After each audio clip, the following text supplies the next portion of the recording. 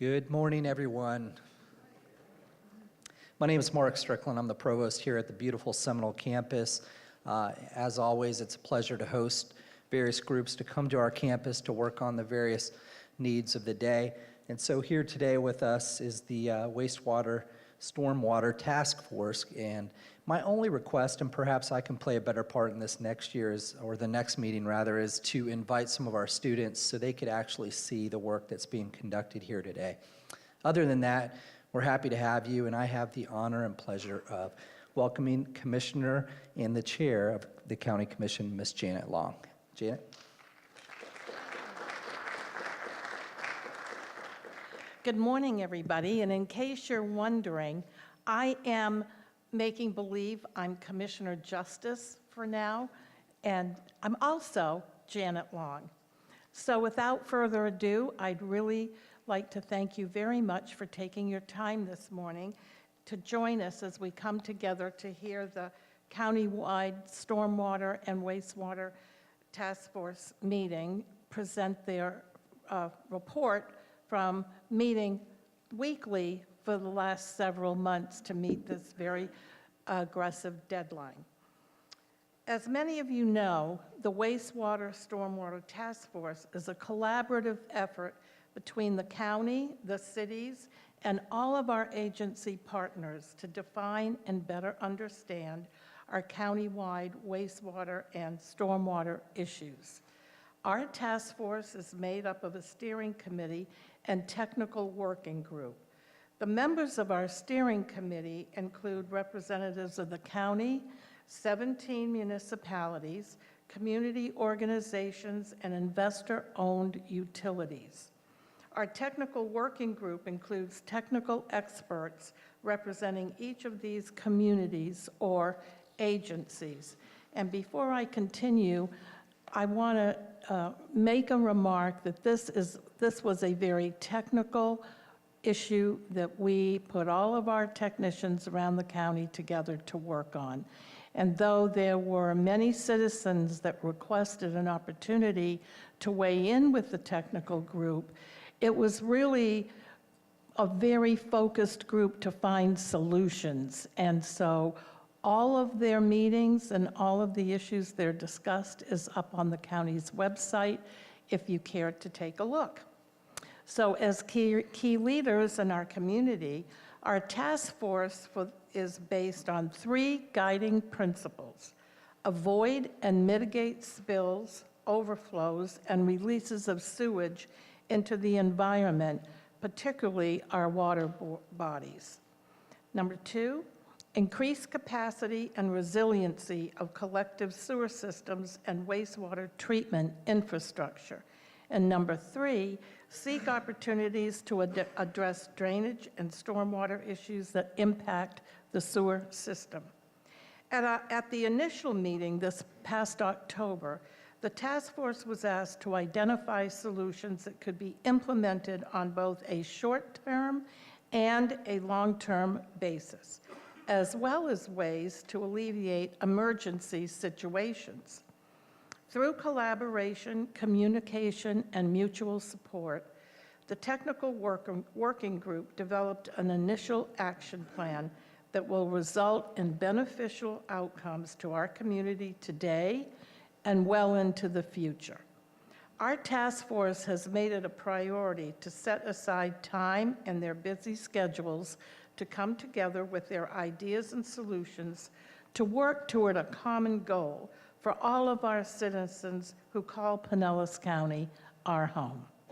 It is because of these individuals in the audience, and you'll meet them in a few minutes today, that we are better able to meet the needs of our community with confidence. Please let's take a minute to recognize our steering committee and technical working group. So would the members of the steering committee please stand?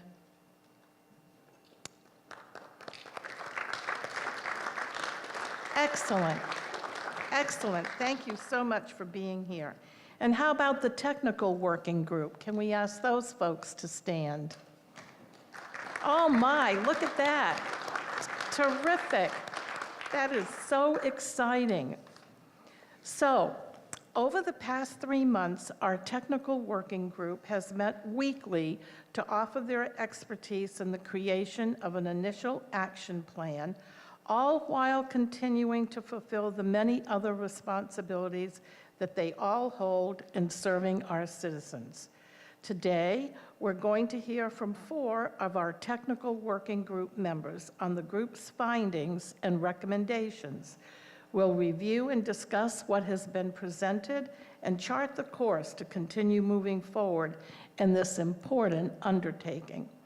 At this time, I'd like to introduce our technical working group presenters for this morning. All sitting here to my right, David Porter, Utility Director for the City of Clearwater. Rahim Haji, Public Works Director, Pinellas County. Good morning, Rahim. Randy Kim, Utilities Director, Pinellas County. And last but not least, Paul Smith, Public Services Director, City of Tarpon Springs. Good morning, everyone. And so before they start, I'd like to thank each and every one of you dedicated folks for your perseverance and for these last several months as you have dedicated weekly your time and your effort to meet this critical deadline that has been set for us to find a solution. So without further ado, you're on. I'll be back in a few minutes. Thank you. Thank you, Commissioner Long, and good morning, everyone.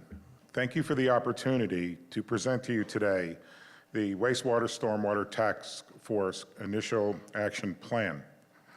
As the Commissioner mentioned just a moment ago, we have been working diligently for the last 90 days to investigate, review, and prepare our recommendations on how to deal with some of the issues we've been facing.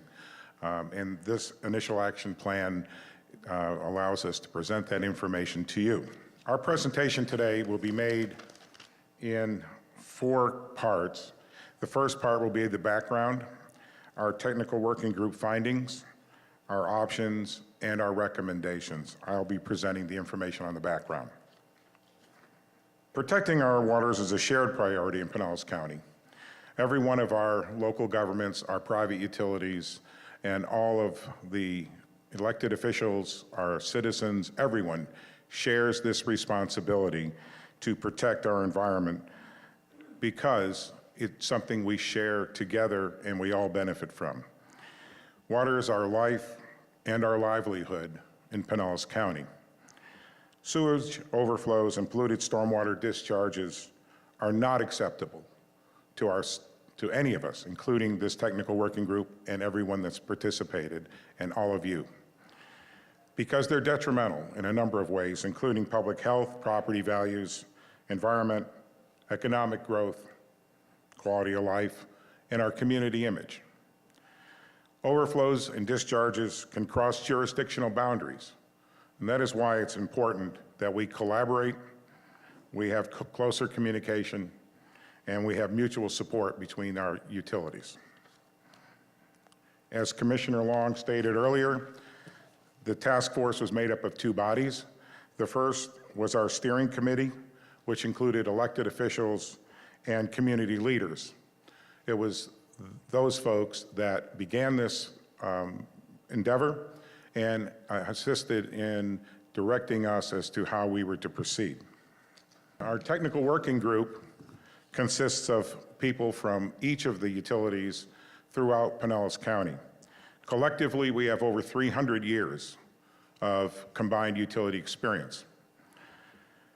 We had a dedicated workforce of each one of the utilities that worked with us, so I don't want to make it appear that it was only these individuals that worked on this effort, because it wasn't. We all have utility employees that worked on this effort with us, so it was a large collaborative effort. Our technical working group did meet weekly, but however, we were all working on this project not only on the weekly basis, but continuously.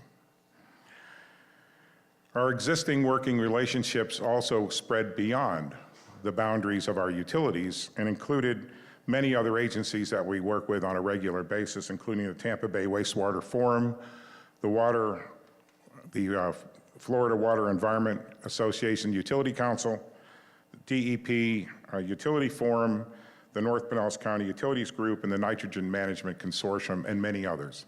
So lots of folks were asked to assist us in this endeavor. I want to stress that this collaborative effort is not strictly a new adventure. It's something that we've been doing for many years. This technical working group just cemented those relationships and gave us an opportunity to even increase our efforts in that area.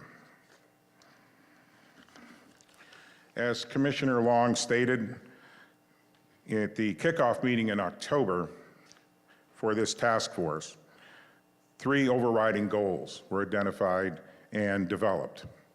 One was to avoid and mitigate spills, overflows, and releases of sewage into the environment, particularly our water bodies. The second was to seek opportunities to address drainage and stormwater issues that impact the sewer systems. And 3 was to increase capacity and resiliency of our collective sewer systems and wastewater treatment infrastructure. This graphic, I think, shows why the collaborative efforts between our utilities is so important. If you look at the graphic on the left, it shows the water basins that are present in Pinellas County. On the right, the graphic shows the utilities that serve Pinellas County. As you will see, there are overlaps between some of the boundaries of the watersheds and the municipalities, as well as the utility system. So collaboration between all of us is very important. The watershed and municipal boundaries include 56 watersheds, 5 major bay areas, and the Gulf of Mexico. And the wastewater collection systems include 18 separate wastewater systems. This graphic shows something I think that's very important. Collectively, in Pinellas County, our utilities serve some 300,000 customers, which equates to approximately 1 million people.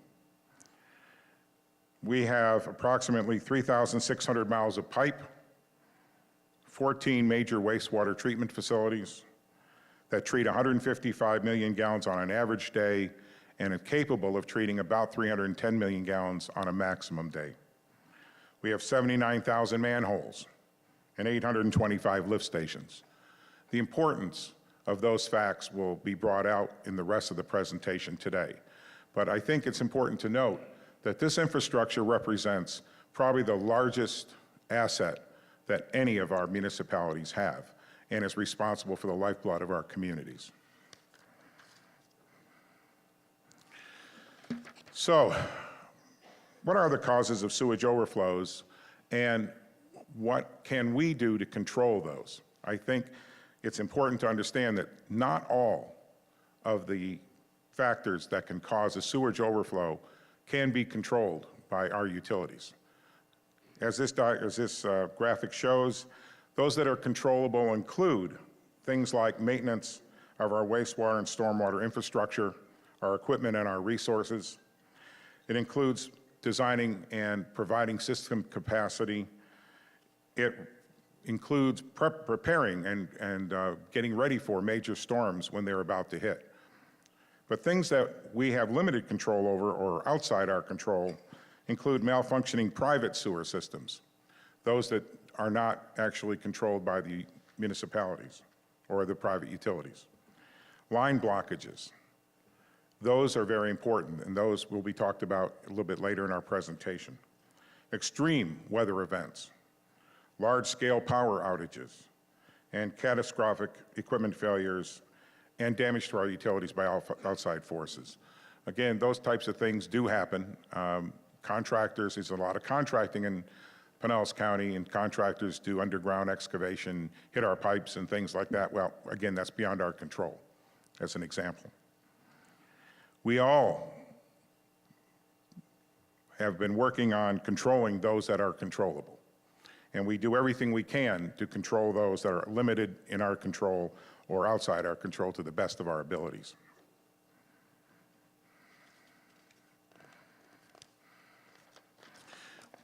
We, the utilities of Pinellas County, protect our waters every day. Our sewer systems, for instance, we routinely inspect, clean, line, rehabilitate, and replace broken or damaged lines. We do smoke testing.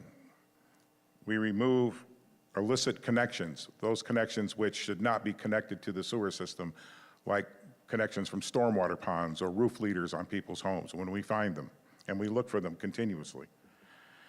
We monitor to assess inflow and infiltration. That's something we do on a regular basis, and we're going to continue doing at even a greater pace. We ask for and develop ordinances that allow us to control those things that currently are difficult for us to control, like sewer line blockages, control of grease entering our system, or flushable wipes, and things of that nature that are responsible frequently for overflows, are something that we've been working on diligently for some time. Again, at our wastewater treatment plants, we have a peak capacity currently of about 310 million gallons a day, or about 2 times our average daily flows. They're all advanced wastewater treatment plants in that they actually do treatment levels or produce effluent that's at a greater quality than most of the treatment plants across the United States. Florida has some of the most advanced treatment plants in the United States. We do routine maintenance, inspection, rehabilitation, and replacement on a continuous basis. And we routinely do hydraulic modeling and chemical monitoring of our facilities to determine how best to modify the operation of our facilities or expand them. As an example of how we collaborate and work together on operating our utility systems and getting the highest level of treatment and operational effectiveness that we can, is the fact that in fiscal year 17 alone, our capital budget for all of the utilities in Pinellas County includes some $157 million in upgrades and replacements and repairs. And we thank our elected officials for supporting us in that endeavor, because without you, we could never accomplish those tasks. Our customers, who across Pinellas County pay an average of approximately $27 to $36 a month on their utility bill for wastewater treatment, you also are an integral part of our ability to maintain these systems, because part of your bill goes to this rehabilitation effort. It's a 3-legged stool. It's our elected officials, our customers, and the utilities themselves, and our dedicated employees that keep these systems operational. So we thank all of you. With that, I'm going to move to the second part of our presentation, and I'd ask Brahim Harji, there, I got it right, huh? to come up and make that presentation. Thank you.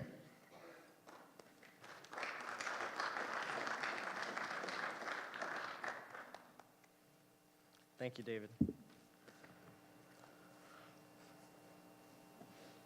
So one of the things the group felt was important was making sure we understood what the problem was and what happened during the time we had the majority of the sanitary sewer overflows. I'll go through briefly some of the findings from the task force. So prior to storms hitting our area, we all collectively and individually perform a number of pre-storm checks, just to make sure that our stormwater systems and our wastewater systems are protected and functional during that critical time. We check our critical equipment to make sure there are no potential risks. We safe up active construction sites. We monitor our capacities to catch any issues ahead of time. We clear any debris in our stormwater system to make sure the systems are free and clear during a storm. We stage wastewater pumper trucks in areas we anticipate that may have issues. And as part of our preventative maintenance programs, we sweep the streets just to reduce the amount of debris that could end up in our wastewater system, in our stormwater system. During the storm, we continue to notify the public of any issues through our respective communications departments, and issue notices through press releases and social media, things like Facebook, Nextdoor. And importantly, we have staff available and on call 24 hours a day during these major storms. And a lot of us stage up our respective emergency operations centers, so we talk to each other, we make sure we're in continuous contact with each other, and share resources and support each other when we can. So what happened? We went back and reviewed the rainfall data for our area all the way back to 1915, and realized that over the last 2 years, our rainfall amounts for the wet and dry periods of the years were significantly above what we'd expect to see based on the average going all the way back to 1915. For example, in 2015, during our wet season, which is from June to September, our rainfall that we saw was 9.27 inches above the average. In that same year, during the dry season, which is October to May, we had an above average rainfall then too, where we had 4 inches above what we'd normally see. In 2016, our wet season rainfall was 11.08 inches above the average. And what you see on your map up there is the rainfall amounts we saw during Hurricane Hermine, where we saw 3 times the average flow in our wastewater systems. The rainfall during the period of the storm, which was from Tuesday, October 30th to Friday, September 2nd, ranged from 10 inches to 22 inches. It was a significant amount of rainfall.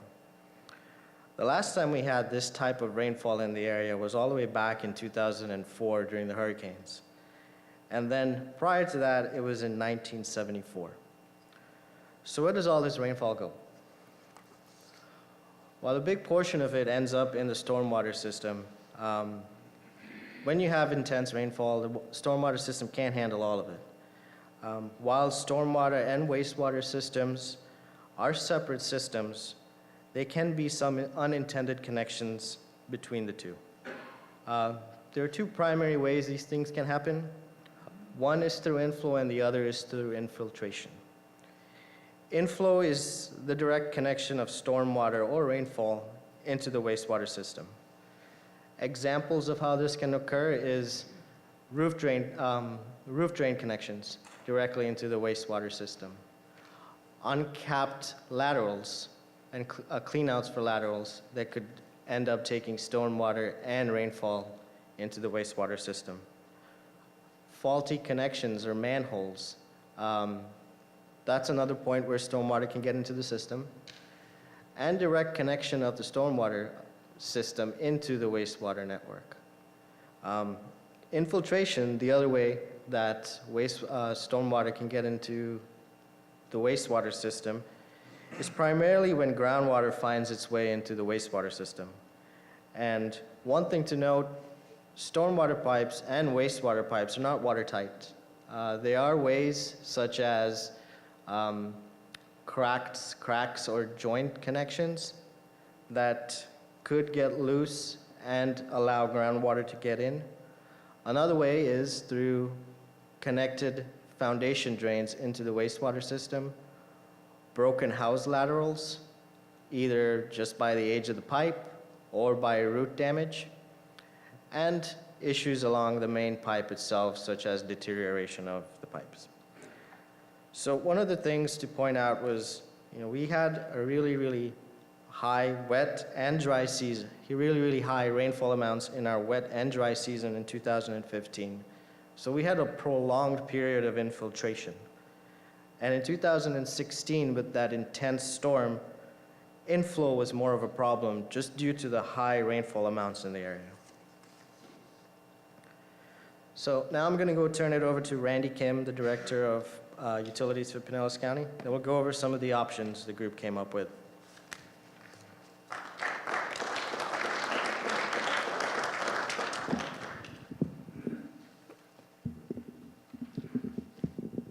Thank you, Raheem. So as Raheem said, we identified some options to address the current situation with our wastewater and stormwater systems. As David mentioned, our current capacity of our wastewater treatment systems can handle up to 310 million gallons of flow every day. However, during these large storm events, we saw up to 3 times the amount of flow that we normally receive, or 465 million gallons in a day across our entire utilities. And because of the variations in the condition of our systems, as well as the variations in the storm, that wasn't uniform, but we did see anywhere from 2.5 to 3 times the amount of flow that we normally receive on a daily basis. So the three options that we discussed and identified during our technical working group included, first of all, expanding our wastewater treatment capacity.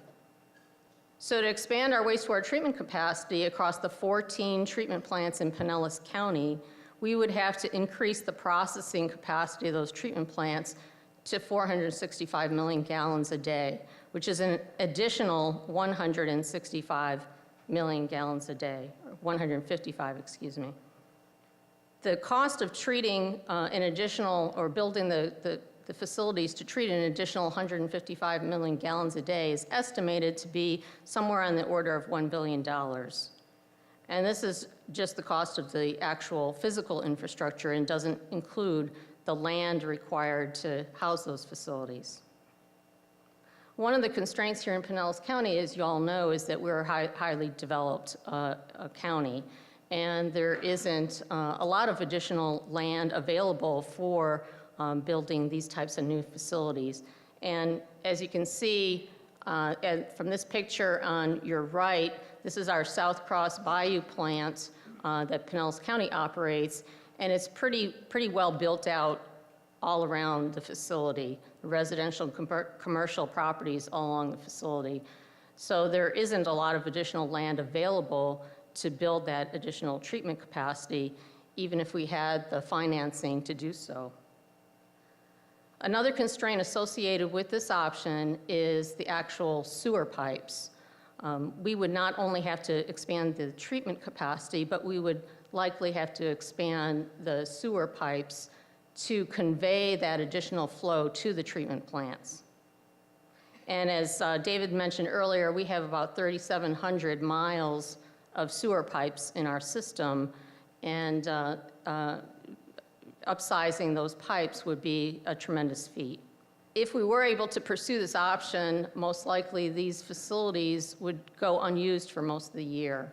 They would really only be used during these extreme weather events. So it would be building out a lot of additional infrastructure that had to be operated and maintained to keep it in good physical working order throughout the year when it would go unused.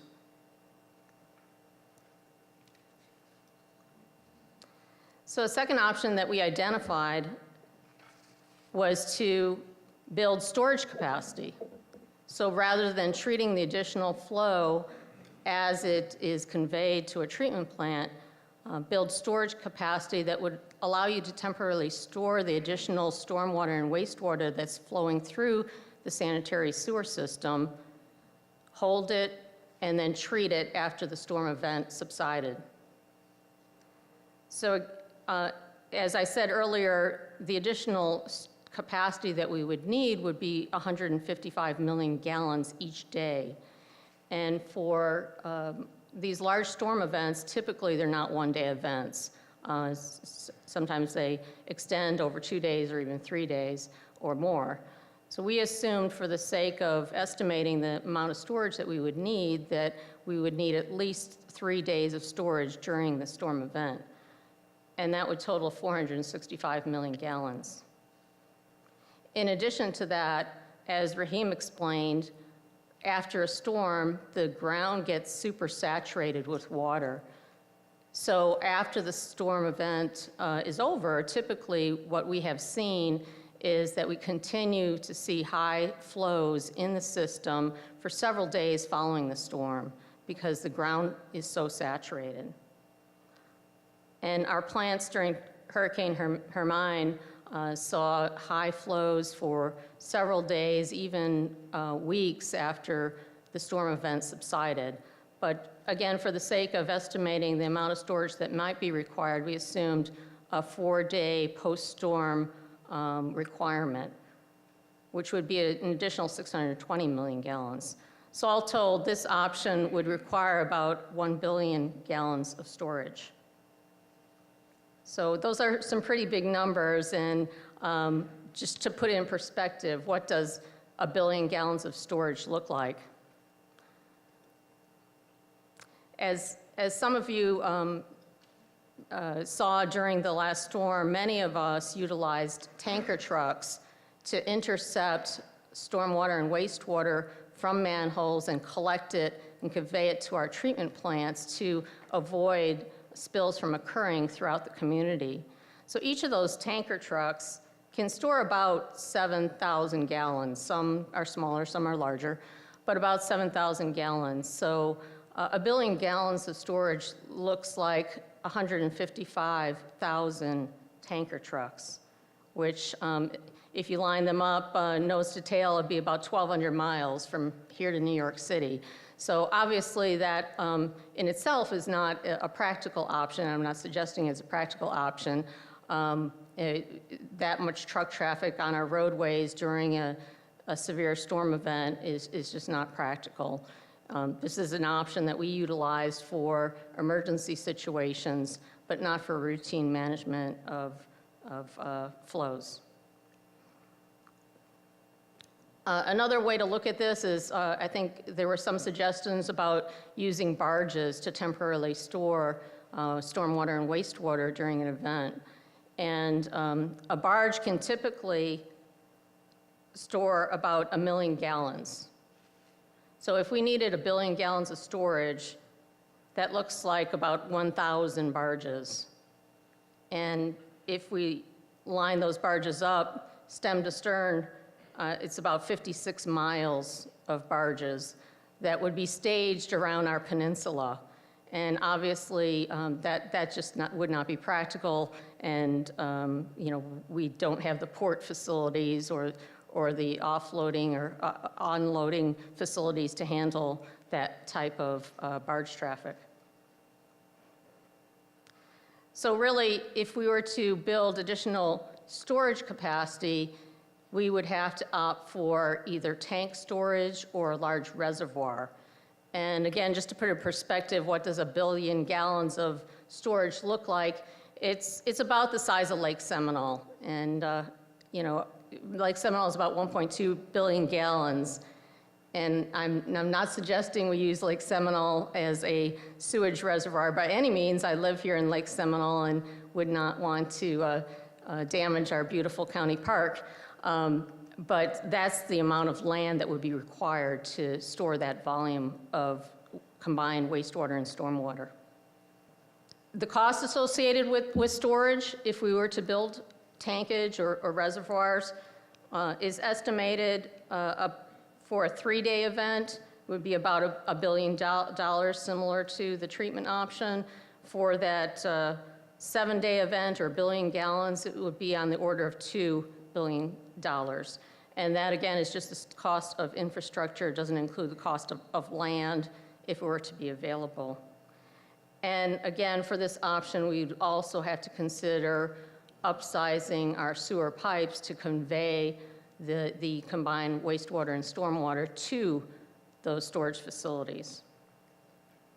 And those facilities would not be used for most of the year, and there would be the additional cost of maintenance of those facilities. So the third option that we looked at is really reducing stormwater from getting into our sanitary system. As Rahim explained, our systems are designed to be separate. We have separate stormwater and wastewater collection systems, and that's by Florida regulation. We are required to keep those systems separate. We think we need to do a better job of keeping the stormwater out of our sanitary sewer systems. And as you can see here, this is a mapping tool, just one of the many technological tools that we identified during our last 90 days that will help us do a better job of that. This is a mapping tool that overlays areas where we have flooding issues and where our sanitary sewer system is located, as well as where we have experienced sanitary sewer overflows. So tools like this will allow us to really target areas of high inflow and infiltration and identify projects to address those areas. In addition, as David and Raheem both mentioned, we need to partner with our private property owners, because part of our sanitary sewer system is the sewer lateral, or the connection from the house, the commercial facility, to the public sewer system. So it's all part of the system that we need to address. But it's not one size fit all, and we do think that a combined approach is required, and merging some of these solutions to develop the most effective outcome. In the near term, some of our utilities have identified specific projects to focus on capacity constraints. For instance, both the City of Largo and the City of Clearwater are planning to and have construction underway to build storage tanks at their facilities to help equalize the flows coming to their plants. In addition, the City of Largo is currently in the process of constructing a new influent pump station so they can more efficiently process their wastewater. Similarly, the City of St. Petersburg is in the stage of installing a new filtration system. It's a new technology called disc filters that will allow them to treat and process flow at a much higher rate. In conjunction with that, they're planning to install additional injection wells that will allow them to take the treated wastewater, the reclaimed water, and inject it into those injection wells to avoid any overflows to our waterways. Coupled with that, all of us are working on inflow and infiltration reduction projects. One of the large projects that Pinellas County has underway is to line our large diameter interceptor pipes, the large pipes that convey wastewater from areas like Pinellas Park and City of Seminole, all the way to our South Cross Bayou plant. Our earlier focus have been on the smaller pipes in the communities, but now we're focusing on these larger pipes, which should help reduce inflow tremendously.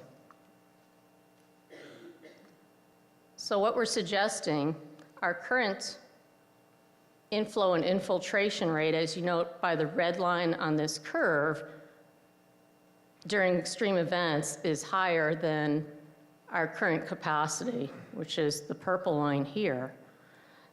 So through a combined approach, we think we can continually reduce our inflow and infiltration, get it down to a reasonable level, and at the same time, do some very targeted projects that will enhance our system capacity.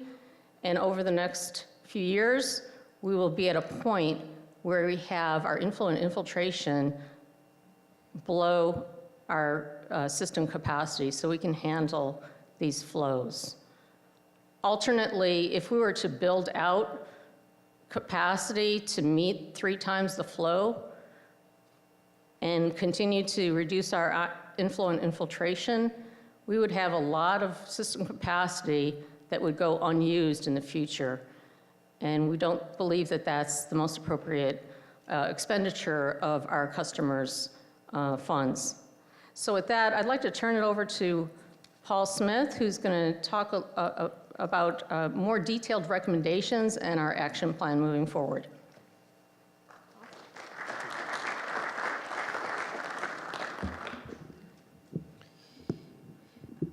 So putting it all together, as you can see, we've taken an extensive look at this, and we've worked as a team to develop a plan with effective solutions. We've developed both an initial action plan and a long-term action plan, and each of these includes 7 main categories. I'd like to add that we've taken a parallel path approach to these activities where we can have simultaneous progress happening on multiple tasks. And I'll walk through each of these briefly. Inflow and infiltration studies, we know that that's the primary source of the problem. So we need to study the problem, understand where it's coming from so we can have a focused path forward on solving it. This includes things like flow monitoring in our systems, seeing where the high flow is happening at different times and different conditions, mapping of the system, video inspection of the system, these types of things so we can gather the information. This will serve as a foundation for us moving forward with our projects. The second item is addressing hydraulic bottlenecks. Each system has potential restrictions, and these restrictions can become a limiting factor during peak events. Examples of this might be a zigzag in a main line where suddenly the path of flow changes and then changes back again. Or it might be reductions in the pipe size that cause a constriction in the flow. Or another example might be an underperforming pump station that just can't keep up with the rest of the system. These are the things we need to look for and solve, particularly in the main parts of our system. We can yield significant increases in capacity.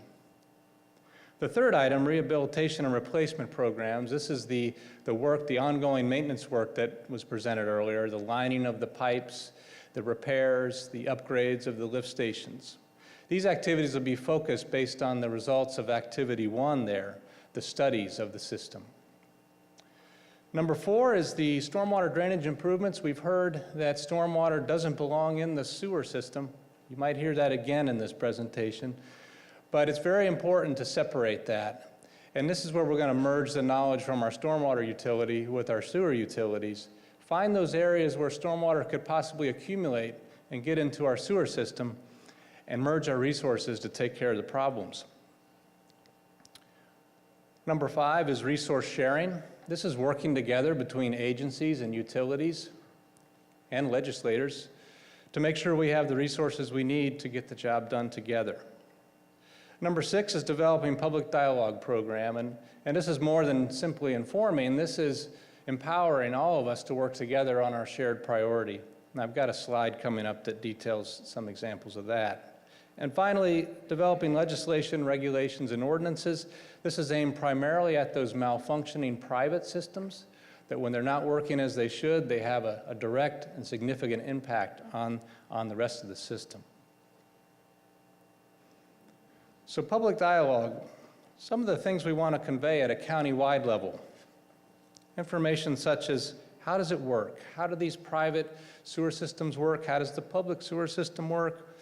How does the stormwater infrastructure tie in, and how can we keep those separated? Understanding responsibilities, understanding the maintenance responsibilities of a private system. Keeping things out of the sewer system, things like oils, fats, and grease, or non-flushables, things that can lead to blockages. Keeping the stormwater and sanitary sewer connections separate. Also keeping our storm drains clear of yard waste so that they can perform like they need to when we need it the most. And finally, under the category of everything helps, during storm events, if our public understands that limiting non-essential use, things like laundry, keeping that extra bit of water out of the sewer system can reserve that capacity when we really need it. Legislation, regulations, and local ordinances. At the state level, we're talking about establishing policies and guidelines and authority for private systems, for us to inspect them and repair them when we need to. And ideally, this would establish a consistency. And it would also ideally provide the needed flexibility for individual utilities to meet their needs. Similarly, at the county level, a uniform approach towards the private laterals and collection systems, and also industrial pretreatment programs for fats, oils, and grease. This would particularly help those utilities that have not yet established these mechanisms. It would provide a means to accelerate this process. And finally, funding opportunities. This will help get more work done. And we're talking about incentive programs, grants and loans, rebate programs, and warranty programs. Now, long-term actions, the priorities remain the same, the activities remain the same, but here we've gone from the initial actions to the ongoing phase. For the I&I part 1 there, we've moved from the initial study, we've completed the high-priority projects, we're moving into the ongoing reduction. We do a feedback loop where we come back and we look at the system and what is the newest highest priority, and we work on these in a systematic manner. The hydraulic bottlenecks, hopefully by now we've picked the low fruit. We're working through our system, finding the next level of things that may restrict our capacity. And we're going to continually reassess our systems for these things. Rehabilitation and replacement programs. Here we're going to be completing our projects, collecting the data on those projects, putting it into databases, and having an ongoing asset management program. This is that important link between the funding and the projects. Stormwater drainage improvements, keeping that stormwater out of the sewer system. I told you I'd say it again. And here we have a new element of sea level rise. This is going to be a growing problem in the years. And what could result is low-lying areas with, say, sewer manholes, for example, that start to flood more and more. We've got to come up with ways to address that into the future. Resource sharing and maximization, we're talking about ongoing collaboration. Our public dialogue, we're all working together. At this point, we're implementing our maintenance programs, particularly for private laterals and sewer systems and lift stations. And finally, the legislation. We've worked to adopt and implement our local ordinances and state legislation. So in conclusion, the inflow and infiltration is a key part of the problem, and we need to accelerate our mitigation projects to reduce overflows. You saw that curve earlier, that very early part of the curve. That's where all that capacity is getting used up. We need to hit that. That is our priority early action. Along with that, we talked about targeted capacity projects. These are the ones that we see make a lot of sense. We can get a lot of bang for the buck, if you will. But we know that these capacity projects are expensive, both to construct and to maintain, particularly if you're using them very infrequently. We want to integrate our stormwater and sewer projects, working together to keep those separate while merging our resources. And finally, our funding legislation and public participation. It's needed to support our outcomes.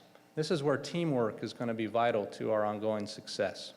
So that concludes our presentation. I'd like to turn it over. We'd be very happy as the working group to answer any questions, and thank you for your attention to this.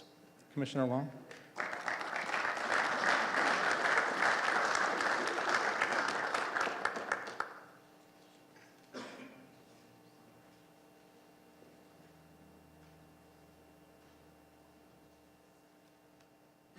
So now we have time for some questions and answers from the steering committee. And if you'd like to come up to the microphones here and ask your question or make a comment, any of you? Please identify yourself for the record, please. And Good morning. My name is Gene Webb. I have a question in regard to the chart that showed infiltration and capacity. As we begin to eliminate infiltration, which is at ground level and below ground level, that water's got to go somewhere because it was going into the sewer system and now it's not going into the sewer system. It's either going into the stormwater system or it's going to stay on the surface and result in flooding. My question is, are you collaborating with other folks who might then be affected by what we might also call an almost unintended consequence of now more water being at the surface level? Yes, thank you. That's an excellent question, and I appreciate your observations because that's right on target. Thank you. I'd like to Rahim Harji to respond to that. Sure. Rahim is our Public Works Director for Pinellas County, and he manages those stormwater systems and collaborates with our other city partners on managing those stormwater systems. So, Rahim? Thank you. One of the things that we realized early on is if we fix the infiltration issue, we may end up causing a flooding issue. So that's where the stormwater folks and the utility folks are working hand in hand on this. One of the benefits of having these really advanced modeling techniques, it shows you where things will flood, assuming there's no connection to the wastewater system. So you're preparing for a situation that you're not taking into account this additional output where there's no flooding. That being said, it is a joint approach. We have to fix, if we fix the wastewater system, the stormwater system will be impacted too. So it's a collaboration, and we've already identified some areas that we might see some flooding because of fixing the wastewater issue. It's just working hand in hand. Thank you. All right, I'm up. Counselor Quinn? Jim Quinn, City of Seminole Councilor. I think at the first meeting we had, one of the gentlemen on the steering committee had mentioned that what he felt was causing the problem was infiltration of stormwater. And I know that's what the problem is. And if we're going to, and as the gentleman was concerned about if we're going to cut the stormwater off from getting into the sewer system, which we should, because we're just killing our sewer plants. If you get too much stormwater, you all know that if you get too much stormwater, you kill the bacteria that's in the system, and you have to start over again. So if we're cutting it off, we're going to put it in a storm line, and it's going to go, it's storm water, it's clean water, basically clean. It's probably going to go right into our bays and our harbors. I know in Pinellas, in the city of Seminole, we have 2 systems that are separating the storm water before it gets into Lake Seminole, which is a great process. So as I said in the beginning, a month or so ago when we started this thing, I have a background in sewer treatment plants, and I know the problem is infiltration of stormwater. So that's the biggest problem you guys have to take care of. Hopefully, the cities that you're supplying or giving the service to, their systems are going to be separated out. Right now, they're not. If you get 90 gallons of stormwater in a day, your storm lines are hooked into your sewer system. So that's all I got to say. Thank you. Thank you. Again, excellent comments and observations. It's one thing that we didn't mention earlier is the detrimental effect of these high stormwater flows to our wastewater treatment plants. They are biological processes, and so the microorganisms that work to help us treat the wastewater, when it gets inundated by stormwater, it does affect the effectiveness of those processes. So excellent point and great observation. Thank you. Next, Mayor. Thank you. Julie Warpachowski, City of Dunedin. I've read your reports, and I guess I wanted to know, how do we as a county and all the various cities that do have water treatment plants, wastewater treatment plants, stormwater issues, how are we going to move forward working together? I read in your report that the technical committee will continue to meet regularly. But what ensures that everybody is doing their part, I guess, is what I'm trying to get at. And I'm not looking for major regulation. I'm just asking the question and where the dialogue has gone with that. Thank you.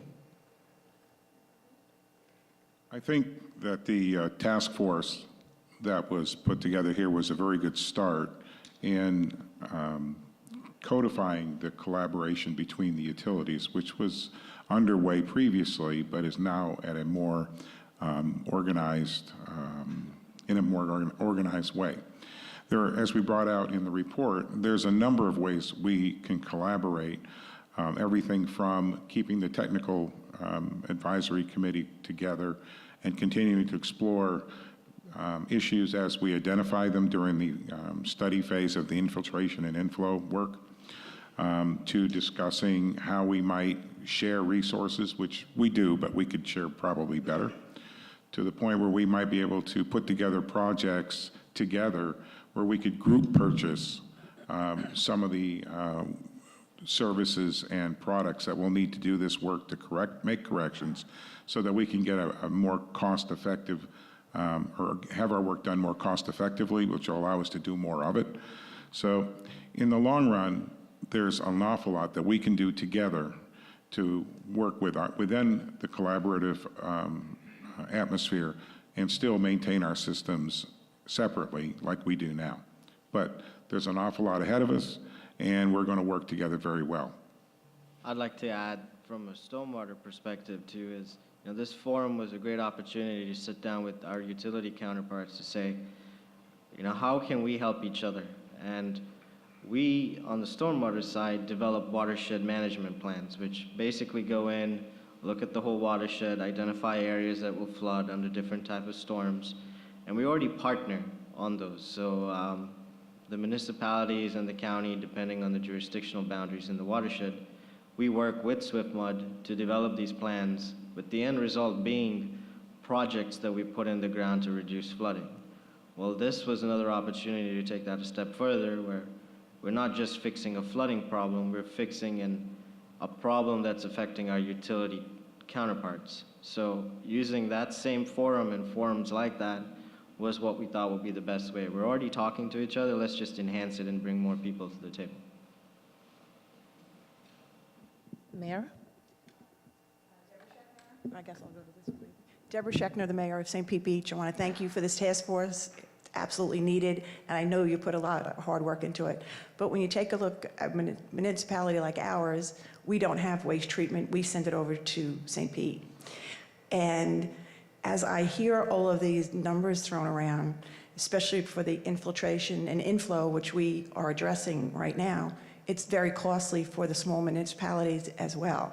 And we also contribute to some of that clean water being treated over there, and it's a cost to our customers as well, as we base per gallon on how much we pay for that treatment of clean water.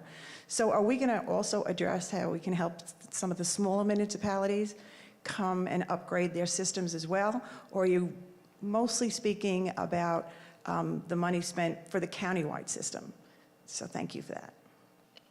As we work together in the technical working group, we, as you saw on the slide that portrayed all of the miles and pipe and treatment facilities and manholes, et cetera, that was really to capture the collective system of all of our utilities and sewer systems across the county.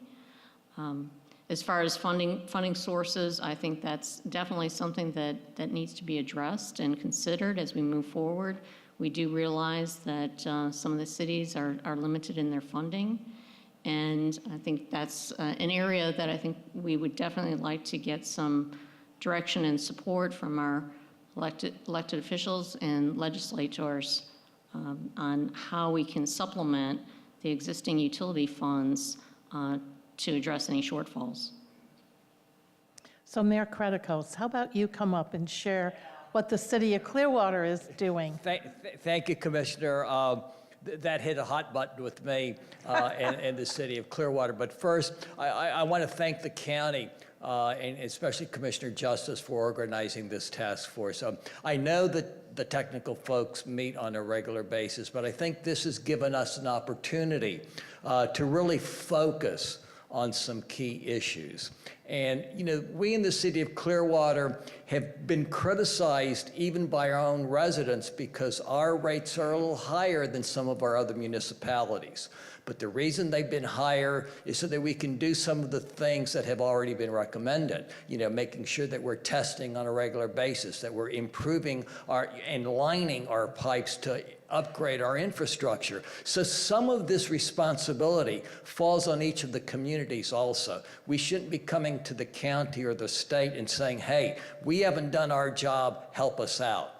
And so I think that all of us on a local basis have got to keep that in mind, that we can't blame another municipality or we can't blame the county for something that we ourselves haven't done. And I would encourage each one of us at the local level, whether we're a mayor or a city councilor or a city commissioner, to look at what we can do to help our own citizens as opposed to looking at putting the blame on somebody else.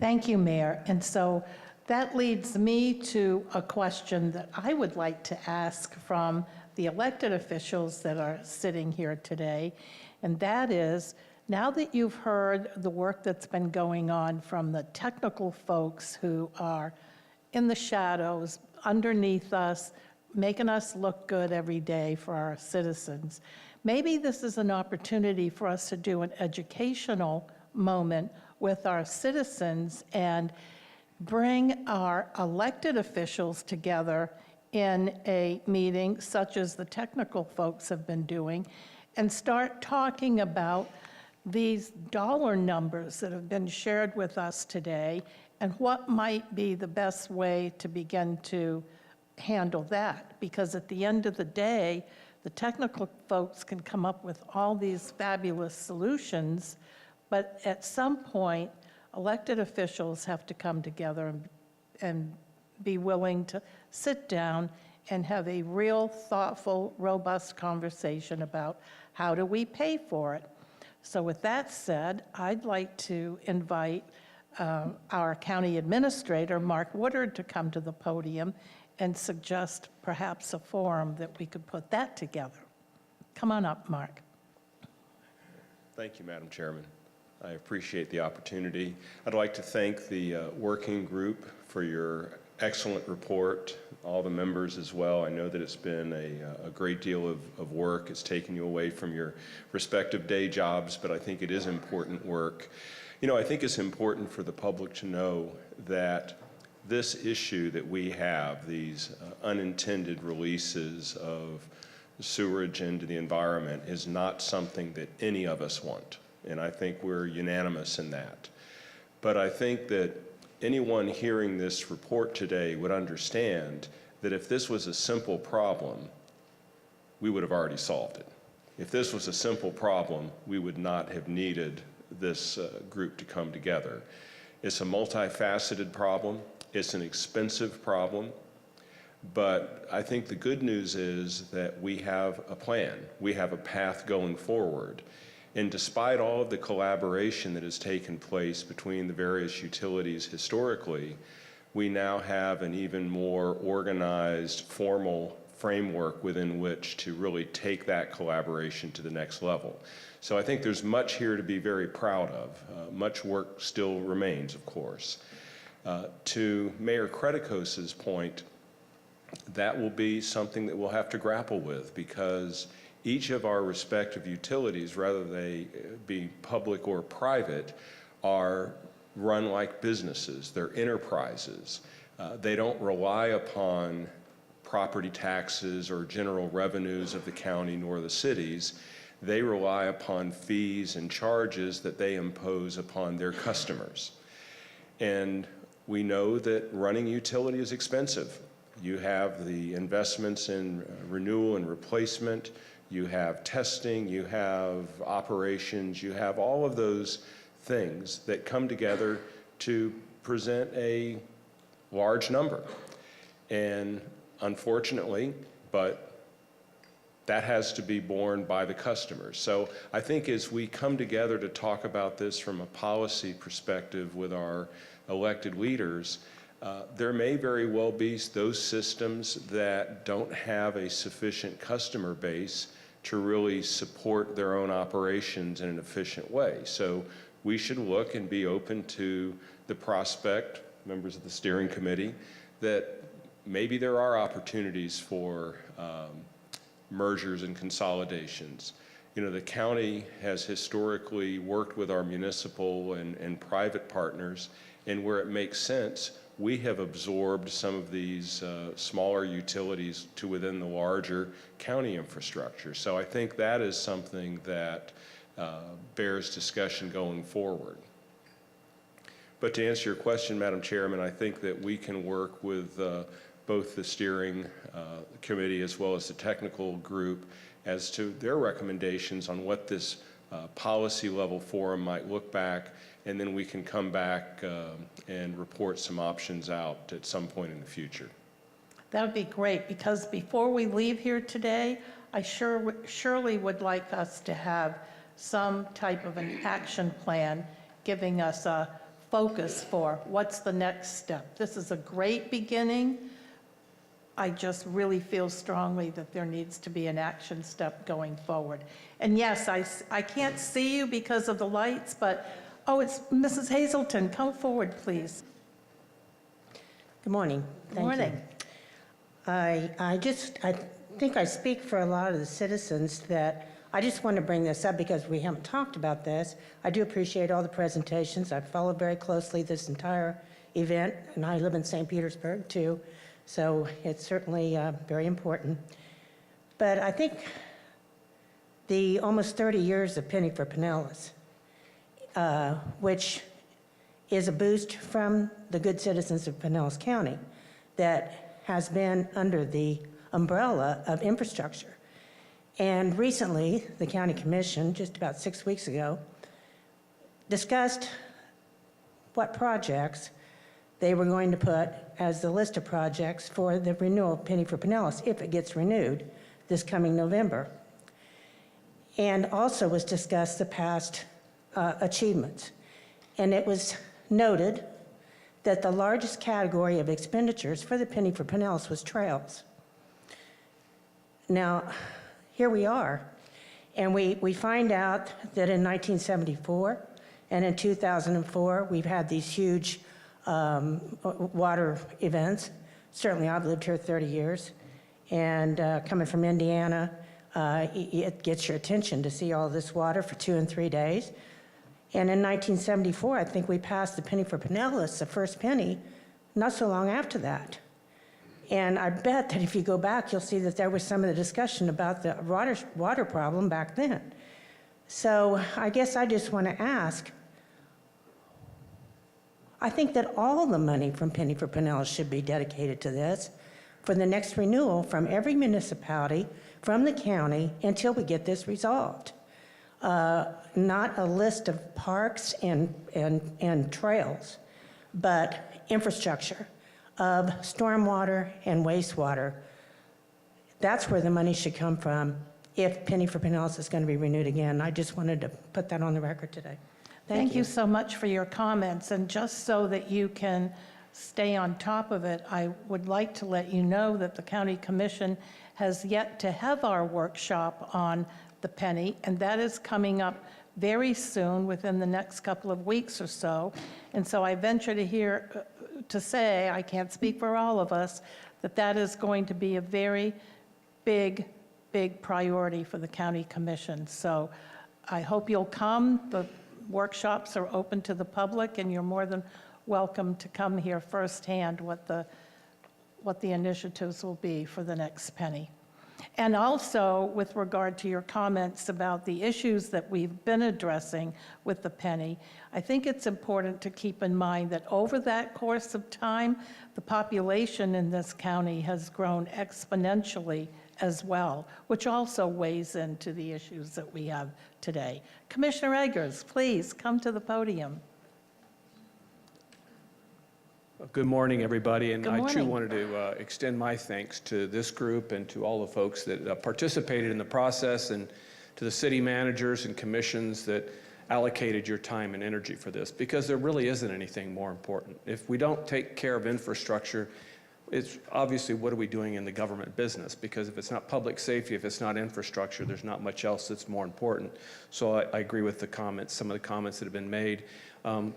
In your thinking, and you guys have talked a lot about laterals that for the most part, don't fall on public lands, they fall on private lands. What is your assessment of the percent of the damage coming from that? How do we incorporate conversation with the community to educate and incentivize folks to get those fixed? Because at the end of the day, if it makes up half of a percent, it's not that big a difference. If it's making up 25% of the problem, we got to attack that, and we got to attack it proactively. But not a lot of people have $5,000 or $6,000, for instance, sitting around to dedicate towards that. So have you all been thinking along those lines and how we can approach that a little more aggressively? Because at the end of the day, if we're not all rowing the boat in the same direction, then we're going to have some bigger problems to address. So thank you, and thank you for your time. Thank you, Commissioner Eggers. First of all, as far as how big is the problem, we don't have definitive data to know exactly how big the problem is here in Pinellas County. However, throughout the country, this is a common problem. And counties and cities similar to Pinellas County have estimated that the problem can be anywhere from 25 to 75%. It really depends upon and is directly related to the age of the house or the business or the commercial establishment.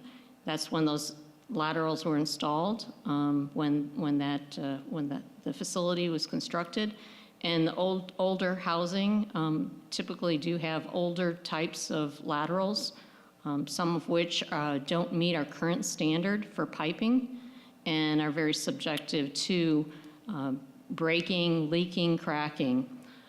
So we did look at a number of options for private laterals, and those include everything from, what's currently the status quo, and that is, as you mentioned, the private property owner is responsible for replacing any damaged laterals, and that can be very costly, anywhere from $3,000 to $7,000. Typically, as Commissioner Egger said, on average about $5,000. Not all property owners can afford that, and there are a number of other cities and counties around the country that have looked at various programs to assist with that.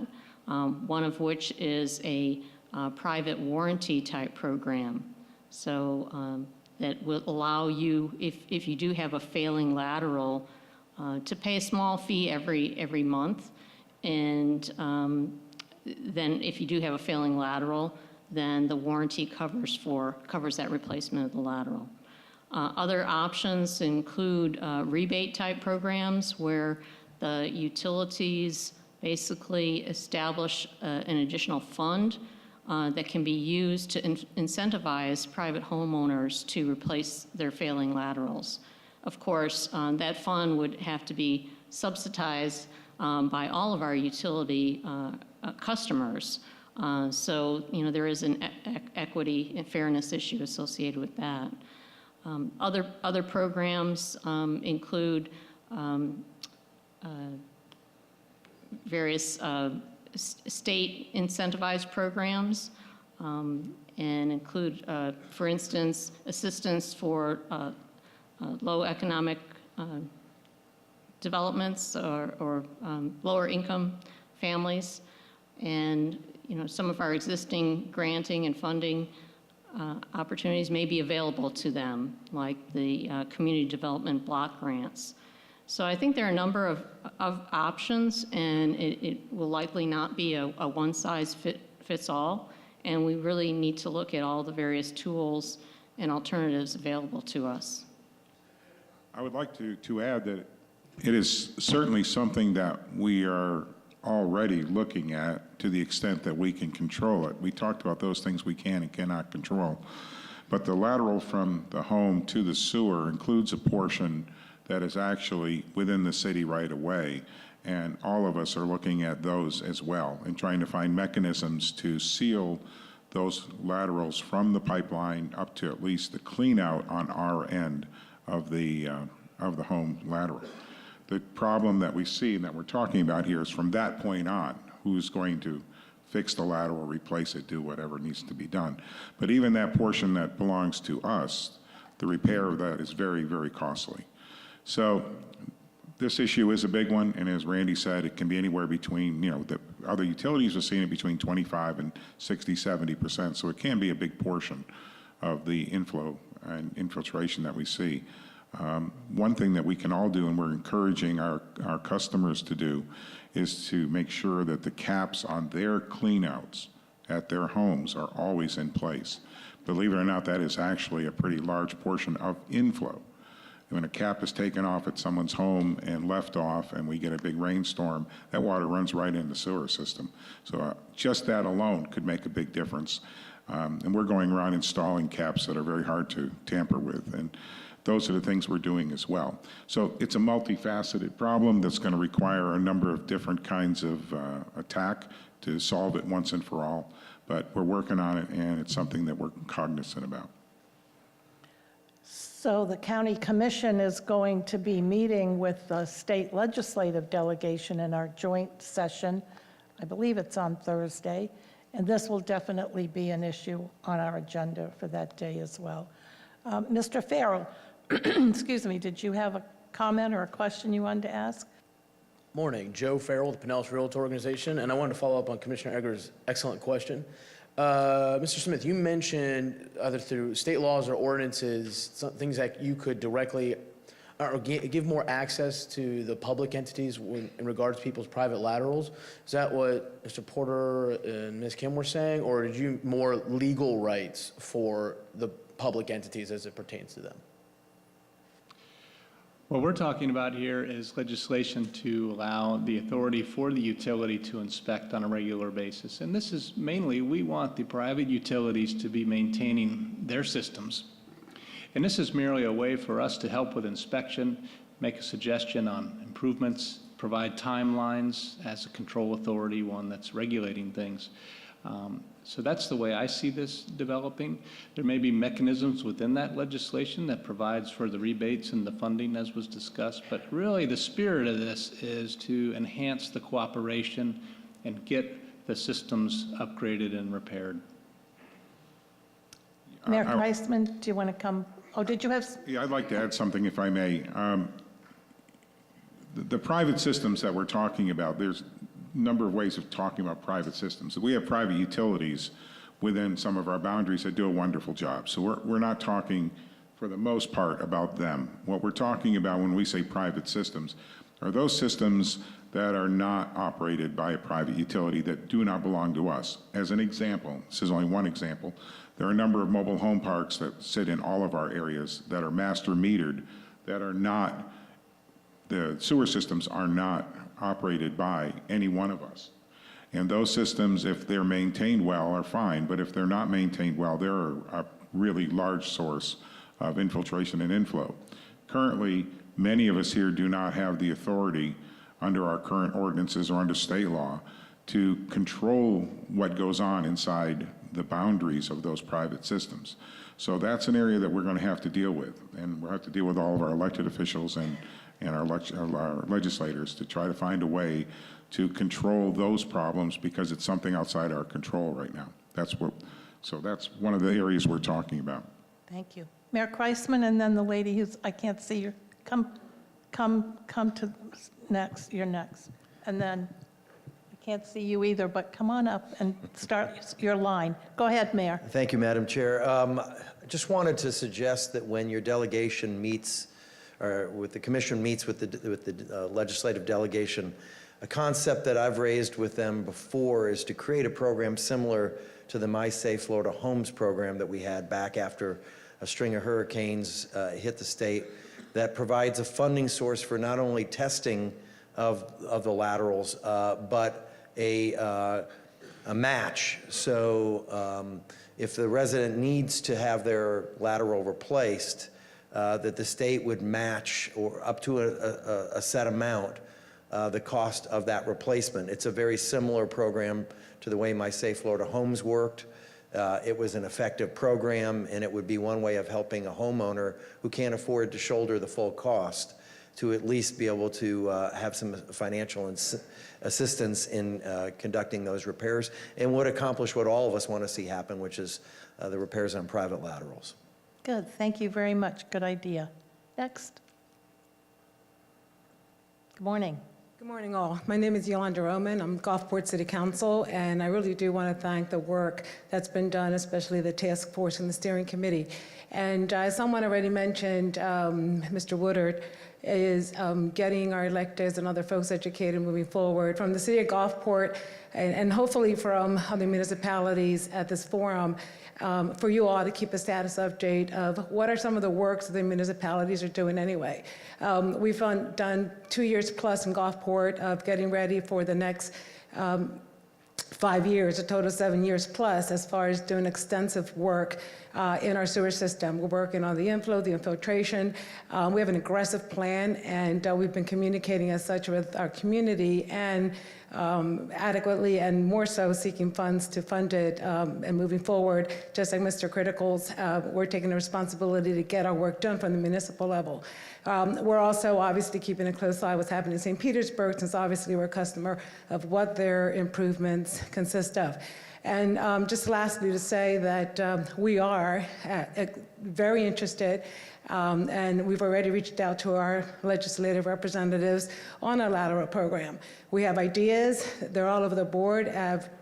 If you have not seen what other cities have done throughout the country, there's various ways to do a lateral program. I've been talking about this extensively in Gulfport. We've done an official request for funding as such from our state legislative representatives, and we'll continue to work that. So if you do go that route, you know, the city of Gulfport is already on top of something like that. I look forward to the elected officials forum, and please keep some sort of maintenance or at least update on what we're all doing, so we all know what we're doing, and then obviously you can build that into your proposals and plans moving forward.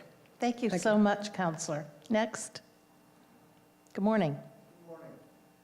My name is John Shaw. I'm just a resident. I live in St. Pete, and you're absolutely correct. The growth of this county is almost unbelievable. In 1972, when my parents bought their house in Shore Acres flooded on a regular basis, and Shore Acres still floods on a regular basis.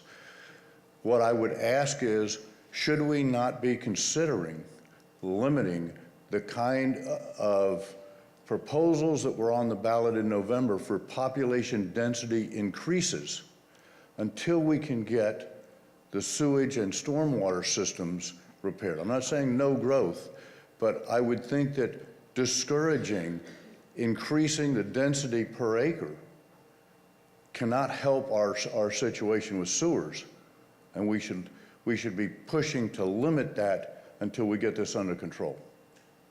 Thank you for your comments. Anyone else? Yes, oh, hello. Come forward.